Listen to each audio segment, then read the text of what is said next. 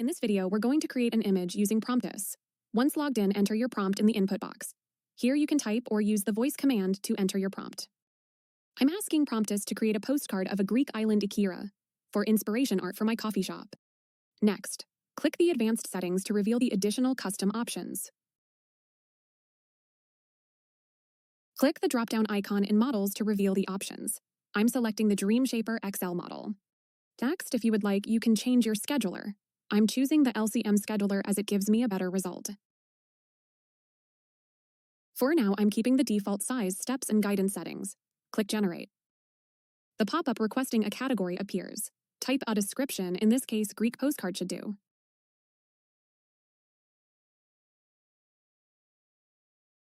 There you have it. Congratulations, you've created your first AI image on Promptus. For a closer look, double-click the image to enlarge it or to edit.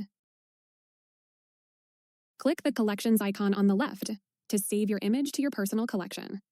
In the next video, we'll go over how to publish your own website gallery for free on Promptus.